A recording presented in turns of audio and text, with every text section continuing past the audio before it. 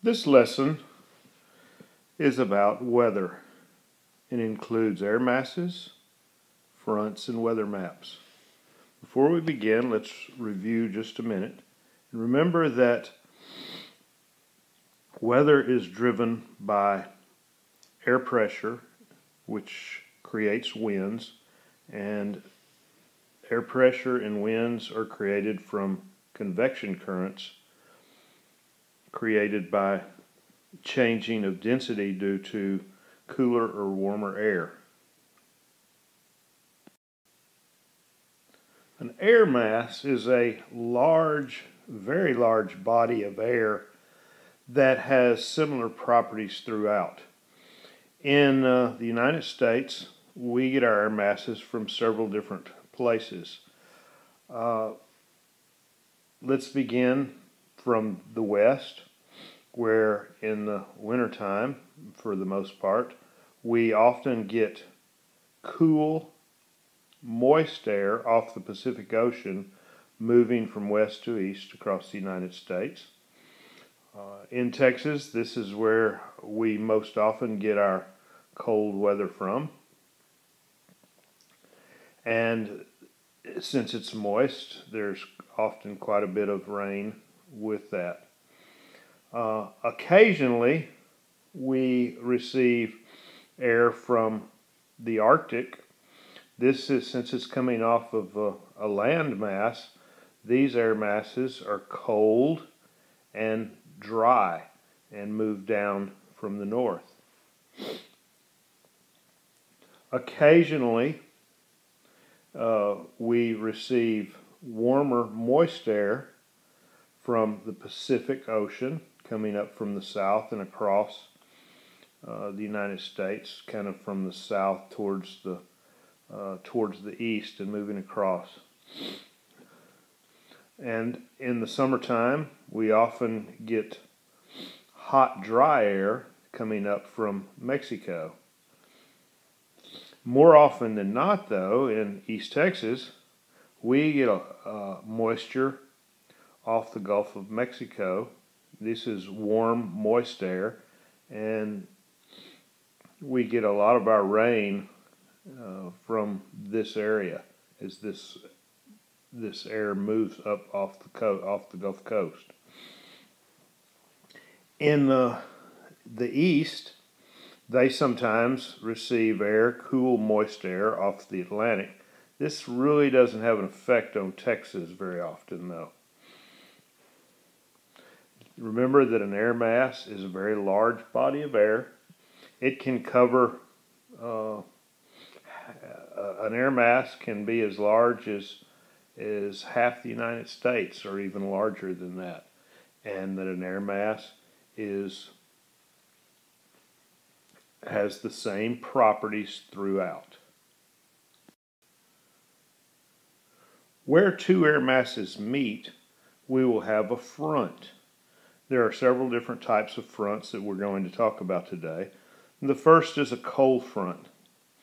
Cold fronts, again, move either from off the Pacific, from west to east, or from the Arctic, coming from the north.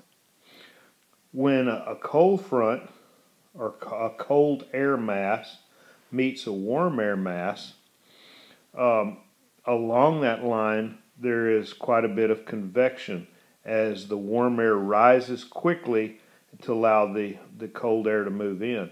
As this warm air, which is moister because it's less dense and there's more room for water vapor, as it rises, the water vapor condenses, and in the case of cold and warm air meeting, this convection takes place very quickly.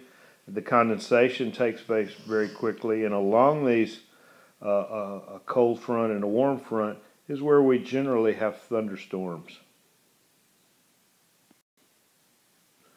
A warm front is where warm air is overtaking cold air. Warm fronts generally move up from the south or the southeast, and they are overtaking the colder air. Now, again, we have convection taking place, and the generally with the warm front, we're going to have cloudy skies, a lot of rain, but not so much thunderstorms as when a warm air is overtaken by a colder air.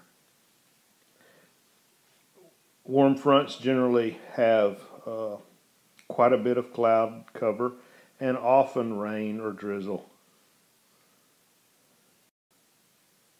The third type of front is a stationary front. And a stationary front is where two air masses are meeting, but neither one is really taking over and pushing the other out of the way. And so the front becomes stationary. Often along a stationary front, again, we'll have a lot of rain and quite often thunderstorms. But these thunderstorms generally don't become as severe as when a cold front is overtaking warmer air. And the fourth type of front is what is called an occluded front. An occluded front, generally we do not experience occluded fronts in our area, but an occluded front is where we have cold air that is actually overtaking cool air, and above the cold and cooler air we have warm air aloft. And again, with the occluded front, you'll have a large area of rain. Again, we do not experience occluded fronts, generally speaking, in East Texas. This will be a front that will be more experienced in the northern part of the country. So that brings us to talking about weather maps. And let's take a look real quick at a weather map. Weather maps are put together by taking information from different weather stations around the state or the country, showing the weather at the time at each weather station. We'll talk about that more in just a minute. But when we take that information, we can see where the high pressure systems are, and of course, again, these are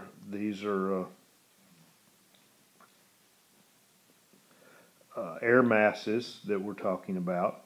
So high pressure, remember, is cooler, drier air, and it'll also show us where the low pressure systems are on the map. And this again is warmer, moisture air, where you'll generally have cloud cover and possibly rain. And then we connect these weather stations to show where the boundaries of the air masses are, which are creating the fronts. We can see those along here.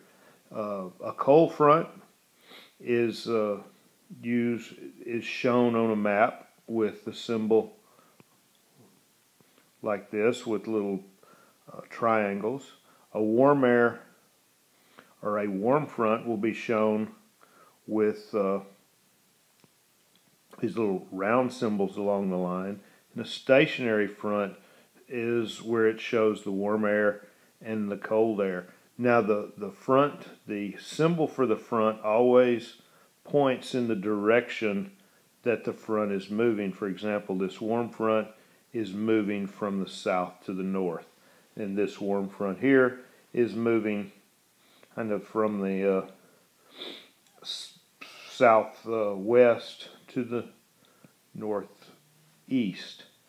And along here they're showing a stationary front, and they did not use the general symbols. They had an S there. But you can see the different weather stations, and at these stations they give the information, including temperature and air pressure.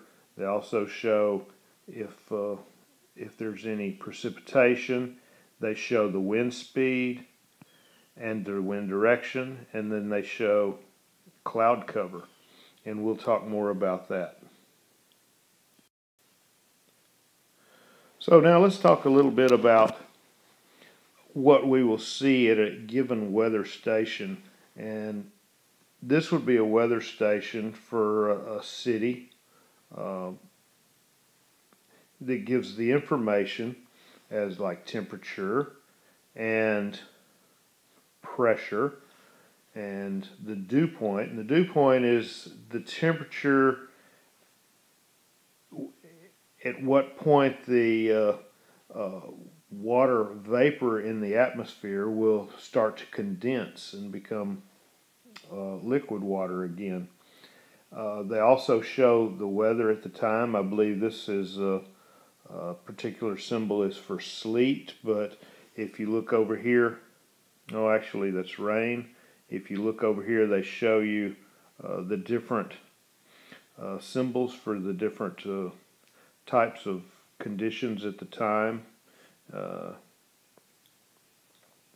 In the little circle in the middle, they show you the amount of cloud cover. If this is blank like this one, it means it's clear skies. But we could also look, and if let's say there's 75% clear, they will fill that in. I'm not sure if my pen's going to work here, but they would fill that in.